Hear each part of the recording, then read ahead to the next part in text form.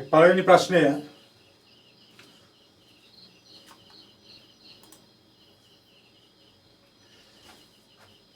2025 විභාගයේ 20 වෙනි බහුවර්ණය.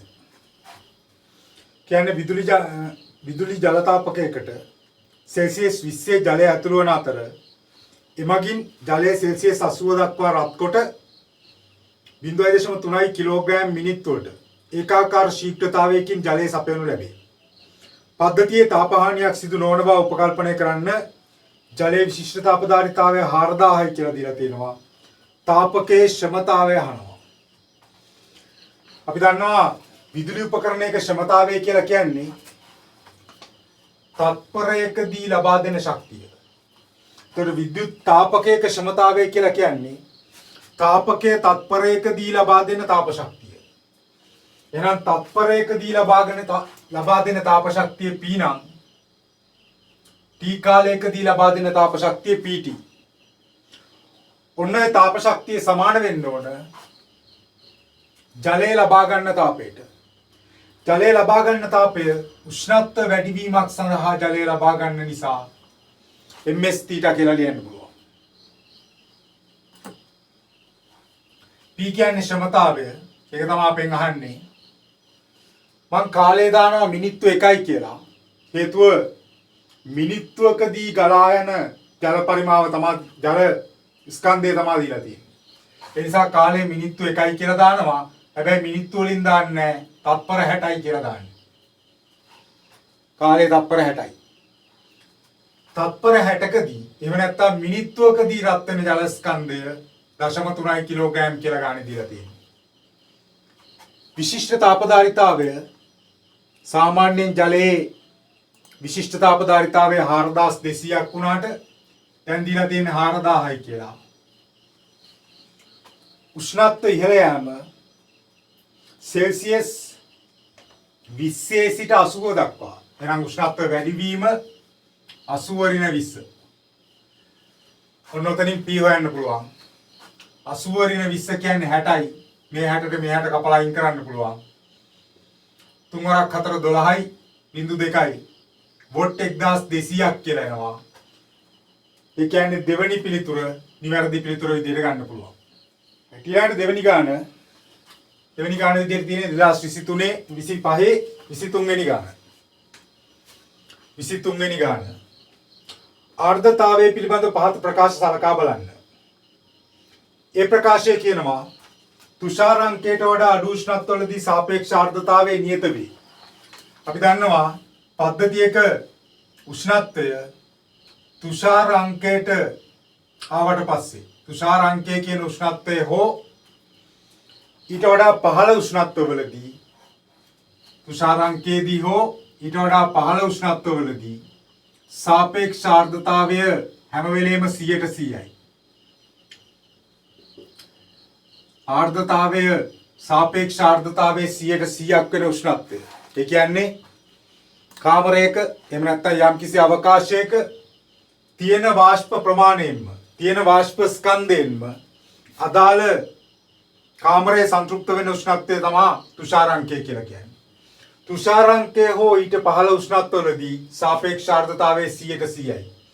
එනම් ප්‍රකාශයේ කිව්වේ තුෂාරාංකයට වඩා අඩු උෂ්ණත්වවලදී සාපේක්ෂ ආර්ද්‍රතාවයේ නියත වේ. ඔව් හරි. ඒ ප්‍රකාශය හරි. සාපේක්ෂ ආර්ද්‍රතාවයේ 100% කියන අගේ නියතව තියෙනවා. ඊළඟට B ප්‍රකාශය කියනවා සාපේක්ෂ ආර්ද්‍රතාවයේ වැඩි වෙන විට නිරපේක්ෂ ආර්ද්‍රතාවයේ සම විටම වැඩි වේ. අන්න ඒ ප්‍රකාශය වැරදි. හේතුව සාපේක්ෂ ආර්ද්‍රතාවය ඇතැම් සමහර වෙලාවට වැඩි වෙන්න පුළුවන් උෂ්ණත්වය අඩු වීම නිසා. අපි දන්නවා උෂ්ණත්වයත් එක්ක සංතෘප්ත වාෂ්ප පීඩන ප්‍රස්ථාරය මෙන්න මේ වගේ එන්නේ. උෂ්ණත්වයත් එක්ක සංතෘප්ත වාෂ්ප පීඩනය. ඒතර උෂ්ණත්වය වැඩි වෙනකොට සංතෘප්ත වීමට අවශ්‍ය ජල වාෂ්ප පීඩනය වැඩි වෙනවා. උෂ්ණත්වය වැඩි වෙනකොට සංතෘප්ත වීමට අවශ්‍ය ජල වාෂ්ප පීඩනය වැඩි වෙනවා. සංතෘප්ත වීමට අවශ්‍ය ජල වාෂ්ප පීඩනය වැඩි වෙනවා කියලා කියන්නේ යම්කිසි පරිමාවක නියත ජල වාෂ්ප පීඩනයක් තියෙද්දී උෂ්ණත්වය වැඩි කරගෙන ගියොත් ඒකේ ප්‍රතිඵලයක් විදිහට සාපේක්ෂ ආර්ද්‍රතාවය අඩු වෙනවා. උෂ්ණත්වය වැඩි කරොත් සාපේක්ෂ ආර්ද්‍රතාවය අඩු වෙනවා. හැබැයි නිරපේක්ෂ ආර්ද්‍රතාවය කියලා කියන්නේ absolute humidity කියලා කියන්නේ කාමරයේ තියෙන ජල වාෂ්ප ඝනත්වය. එහෙම නැත්නම් ජල වාෂ්ප ස්කන්ධයේ බෙදීම පරිමාව. මේක වෙනස් වුන්නේ නැහැ. උෂ්ණත්වය වැඩි කිරීම නිසා තමයි සාපේක්ෂ ආර්ද්‍රතාවය වෙනස් වුනේ. එහෙනම් සෑම විටම නිරපේක්ෂ ආර්ද්‍රතාවය වැඩි වෙන්නේ නැහැ සාපේක්ෂ ආර්ද්‍රතාවය වැඩි වෙනකොට. සාපේක්ෂ ආර්ද්‍රතාවය අඩු වෙනකොට සෑම විටම නිරපේක්ෂ ආර්ද්‍රතාවය අඩු වෙන්නේ නැහැ. සාපේක්ෂ ආර්ද්‍රතාවය වැඩි වෙනකොට සෑම විටම නිරපේක්ෂ ආර්ද්‍රතාවය වැඩි වෙන්නේ නැහැ. ඒකට B ප්‍රකාශය වැරදි. ඊළඟට C ප්‍රකාශය කියනවා නිරපේක්ෂ ආර්ද්‍රතාවයේ නියත විටදී උෂ්ණත්වයේ වැඩිවීමත් සමග සාපේක්ෂ ආර්ද්‍රතාවය අඩු වේ. මම ඒක තමයි පැහැදිලි කරේ මෙතනින්. C ප්‍රකාශය හරි. එහා C පමණයි සත්‍ය. පිළිතුරු අංක 3 නිවැරදි පිළිතුර විදිහට ගන්න පුළුවන්. ඊළඟට තුන්වෙනි ප්‍රශ්නය. තුන්වෙනි ප්‍රශ්නේ විදිහට දාලා තියෙන්නේ 2025 34 වෙනි බහුවර්ණය. රූපයේ පෙන්වා ඇති පරිදි සංයුක්ත ලෝහ දණ්ඩක් සුලස් හරස්කඩ වර්ගඵලයේ ක්‍රමයෙන් අඩුවන සුලස් කියන එකේ තේරුම දීලා තියෙනවා. AB කොටසකින් සහ සිලින්ඩරාකාර BC කොටසකින් සමන්විත වේ.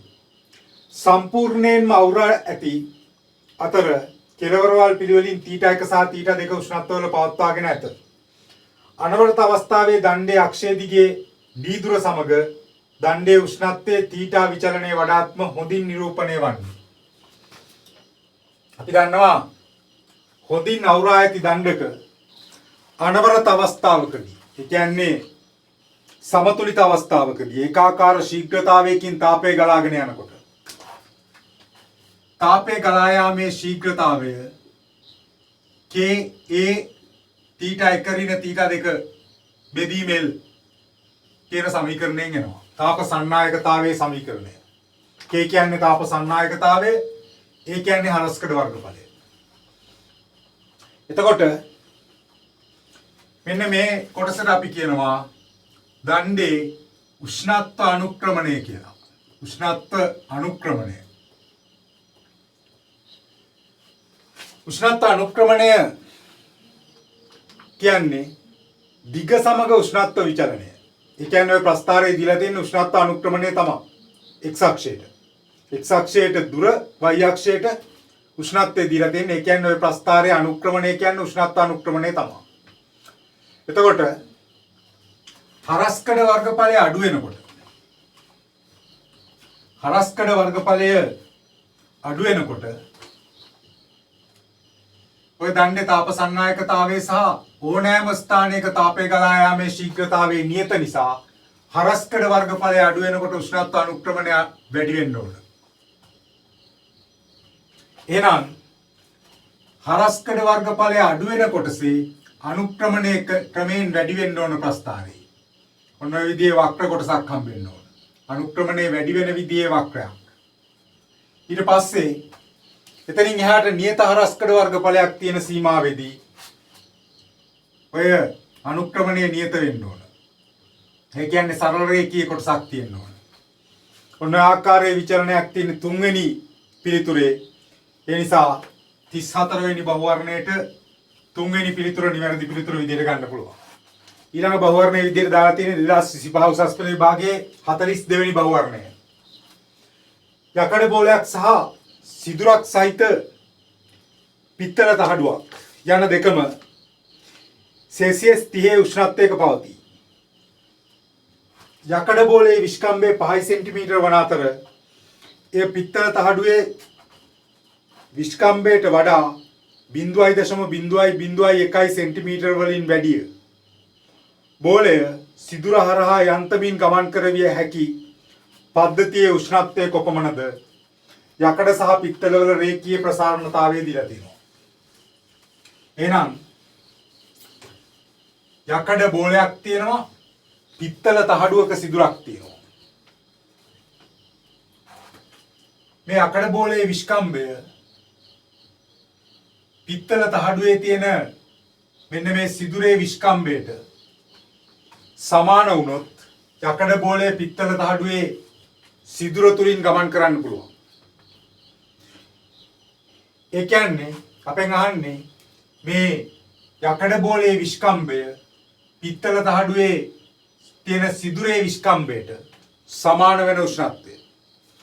රේඛීය ප්‍රසාරණතාවයේදී වර්ගඵල ප්‍රසාරණතාවයේදී සහ පරිමාණ ප්‍රසාරණතාවයේදී මේ වගේ ගානකදී අපිට කරන්න තියෙන ලේසිම වැඩේ තමයි විස්කම්බයේ වැඩිවීම ගන්නවා. විස්කම්බයේ වැඩිවීම ගන්නකොට විස්කම්බය කියන්නේ දිගක් විදිහට ගන්න.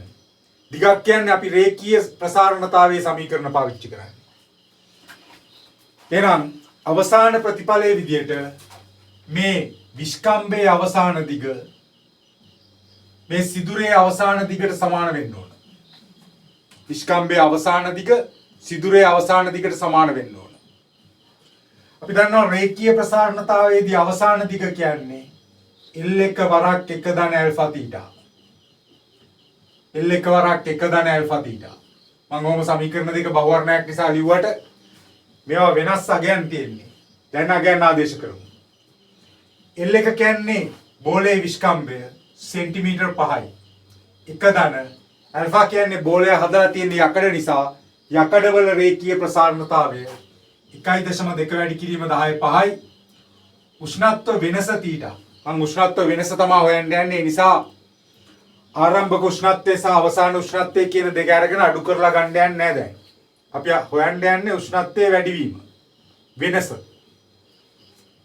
L1 කියලා කියන්නේ මේ පැත්තේ. මෙන්න මේ සිදුරේ ආරම්භක විස්කම්බය. සිදුරේ ආරම්භක විස්කම්බය මේ බෝලයේ ආරම්භක විස්කම්බයට වඩා සෙන්ටිමීටර් 0.001 අඩුයි කියලා කියනවා. සිදුරේ විස්කම්බය බෝලයේ විස්කම්බයට වඩා 0.001 අඩුයි. ගානේ දීලා තියෙන්නේ බෝලයේ විස්කම්බය සිදුරේ විස්කම්බයට වඩා 0.001 වැඩි කියලා. හැබැයි අපි දැන් බෝලයේ විස්කම්බය 5යි කියලා අරගෙන සිදුරේ විස්කම්බය ගන්න හින්දා සිදුරේ විස්කම්බය 4.9ක් කියලා එන්න ඕන. 4.999ක්. එක ධන මෙතන ඇල්ෆා කියන්නේ පිත්තල තහඩුවේ රේඛීය ප්‍රසාරණතාවය. පිත්තල තහඩුවේ රේඛීය ප්‍රසාරණතාවය 2 වැඩි කිරීම 10/5යි. උෂ්ණත්ව වෙනස තමයි හොයන්න කියන්නේ තීටා කියලාම ගත්තා. දෙන්නගේම උෂ්ණත්ව වෙනස එකම අගයක් තියෙන්න ඕන. ඔන්න ඔතනින් තීටා හොයන්න ඕන.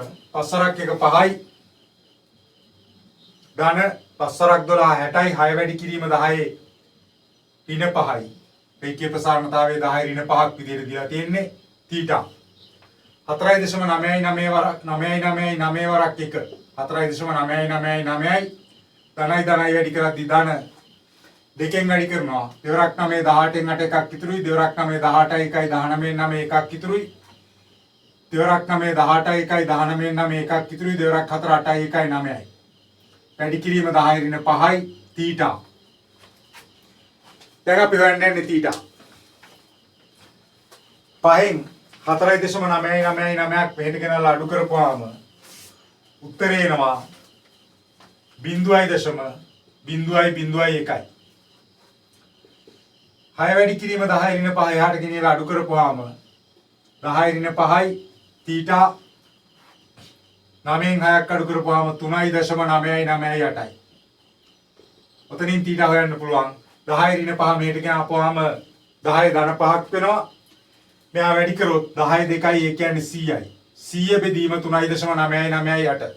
100 බෙදීම 3.998 කියන්නේ 3.998 වෙනුවට මම 4 දානවා. එතකොට සෙල්සියස් 25යි. උෂ්ණත්ව වෙනස සෙල්සියස් 25යි. ආරම්භයේදී සෙල්සියස් 30ක උෂ්ණත්වයක් තිබ්බා. ඒ නිසා අවසාන උෂ්ණත්වය වෙන්න ඕන සෙල්සියස් 30ට ඔය උෂ්ණත්ව වැඩිවීම එකතු කරනවා. එතකොට එනවා සෙල්සියස් 55යි කියලා. හරියටම 55 නෙවෙයි එන්නේ. මෙතන මම ආසන්න කිරීමක් කරා 3.998 4යි කියලා ගත්තා. 55ට වඩා පොඩ්ඩක් වැඩි උත්තරයක් එන්න ඕන. හැබැයි ඔකේ තියෙන පිළිතුරු වලින් පූර්ණ සංඛ්‍යාමය උත්තර තියෙන්නේ ඒ නිසා අපිට 55 කියන උත්තරේ ගන්න වෙන්නේ තුන්වෙනි පිළිතුර නිවැරදි පිළිතුර විදිහට ගන්න පුළුවන් 42 වෙනි බහුවර්ණයට 2025 විභාගයේ. ඊළඟට 44 වෙනි බහුවර්ණය ප්‍රස්ථාරයේ දැක්වෙන PV රූප සටහනක PV රූප සටහන පරිපූර්ණ වායුවක ABCDA තාපගතික චක්‍රය නිරූපණය කරයි. එක් චක්‍රයක් තුලදී වායුව මගින් සිදු කරන සඵල කාර්ය කොපමණද කියලා අහනවා. පළවෙනි කතාව තමයි මේ දීලා තියෙන චක්‍රය දක්ෂිනාවර්ත චක්‍රයක්. මේ පැත්තට තියෙන ඊතල. මම හරියටම හැඩයන්නේ නැහැ. දක්ෂිනාවර්ත චක්‍රයක්. ඒතර දක්ෂිනාවර්ත චක්‍රයක් නම් සඵල කාර්ය වායුව මගින් සිදු කරන සඵල කාර්ය ධනාගයක්. දක්ෂිනාවර්ත වක්‍රයක් තියෙනවා නම් වායුව මගින් සිදු කරන සඵල කාර්ය ධනාගයක්. ඒ වගේම තමයි වාමාවර්ත චක්‍රයක් තියෙනවා නම් වායුව මගින් සිදු කරන සඵල කාර්ය ඍණාගයක්. දැන් එහෙනම් මෙතන සඵල කාර්ය ධනාගයක්. ධන ඍණ උත්තරය අපෙන් අහලා නැහැ. හැබැයි මම පැහැදිලි කිරීමක් කරා. ඊළඟට චක්‍රීය ක්‍රියාවලියකදී සිදු කරන කාර්ය ඔය චක්‍රයෙන් වටවන වර්ගඵලයෙන් අපිට හම්බෙන්නේ. ඒ කියන්නේ ඔය හැඩේ වර්ගඵලය හොයන්න කියලා කියනවා.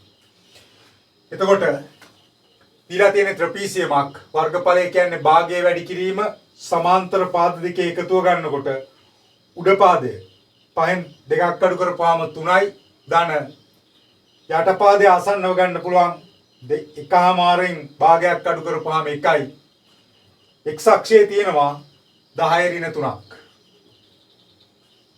x අක්ෂයේ තියෙනවා 10 ඍණ 3ක් ඔය සමාන්තර පාද දෙක එකතුව වැඩි කරනවා ලම්බ උසින් ලම්බ උස ගන්නකොට 3න් එකක් අඩු කරපුවාම 2යි y අක්ෂයේ තියෙනවා 10 5ක් ඔන්න ඔක සුළු කරපුවාම එනවා ජූල් 400ක කාර්යයක් තමයි වායුව මගින් කරලා තියෙන්නේ ඔය සඵල කාර්ය චක්‍රයේ දක්ෂිනාවර්ත නිසා ධනාගයක් ධනාගයක් කියන පිළිතුර බලාපොරොත්තු වෙන්නේ නැහැ පිළිතුරු අංක 3 නිවැරදි පිළිතුර විදිහට ගන්න පුළුවන් 44 වෙනි බහුවර්ණයට